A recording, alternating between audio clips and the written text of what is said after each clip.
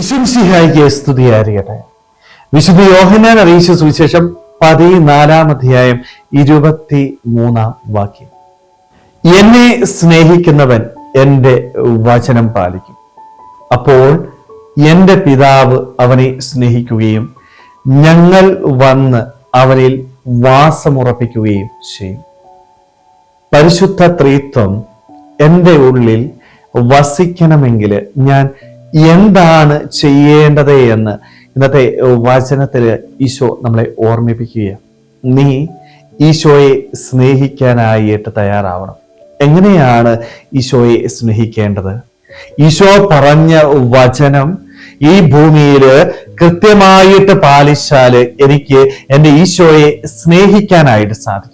എൻ്റെ ഈശോയെ ഞാൻ സ്നേഹിച്ചാല് എൻ്റെ പിതാവായ ദൈവം എന്നെ സ്നേഹിക്കുകയും എൻ്റെ ഉള്ളിൽ പരിശുദ്ധ ത്രിത്വം വന്ന് വസിക്കുകയും ചെയ്യും. എത്രയോ അനുഗ്രഹം നിറഞ്ഞ സമയമല്ലേ പരിശുദ്ധ ത്രിത്വത്തിന്റെ ആവാസം നമ്മുടെ ജീവിതത്തിൽ ഉണ്ടെങ്കിൽ എപ്പോഴും സമാധാനത്തില് സന്തോഷത്തില് ജീവിക്കാനായിട്ട് സാധിക്കും. അതിന് ഒരേ ഒരു എളുപ്പമാർഗമാണിത് അല്ലെ, തമ്പുരാന്റെ വചനം കേട്ട് ജീവിക്കുക.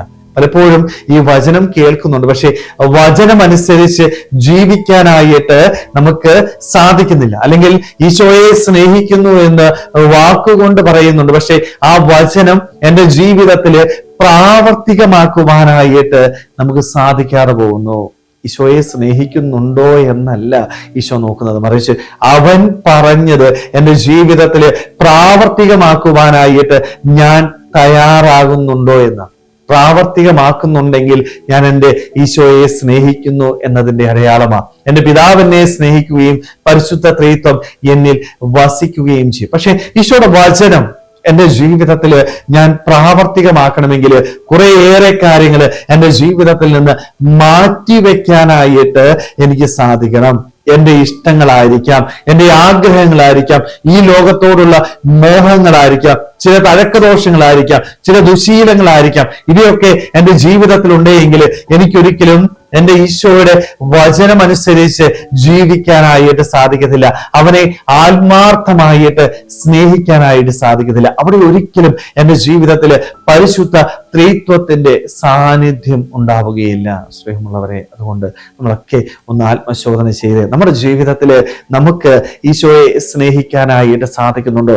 വാക്കുകൾ കൊണ്ട് മാത്രം ഈശോയെ സ്നേഹിക്കുന്ന ഒരു വ്യക്തിയാണോ ഞാൻ? ആണെങ്കിൽ അതിൽ നിന്ന് മാറുവാനായിട്ട് എൻ്റെ പ്രവൃത്തി ഈശോ പറയുന്നത് പോലെ അവന്റെ വചനമനുസരിച്ച് ഈ ഭൂമിയിൽ ജീവിക്കുവാനായിട്ട്, അങ്ങനെ ഈശോയെ ആത്മാർത്ഥമായിട്ട് സ്നേഹിച്ച് പിതാവിന്റെ സ്നേഹം നേടി പരിശുദ്ധ ത്രിത്വത്തിന്റെ സാന്നിധ്യത്തില് എപ്പോഴും സമാധാനത്തില് സന്തോഷത്തില് ജീവിക്കുവാനായിട്ട് നമുക്ക് ഓരോരുത്തർക്കും ആത്മാർത്ഥമായിട്ട് ആഗ്രഹിക്കാൻ ശ്രമിക്കാം. ദൈവം നമ്മളെല്ലാവരെയും സമൃദ്ധമായിട്ട് അനുഗ്രഹിക്കട്ടെ.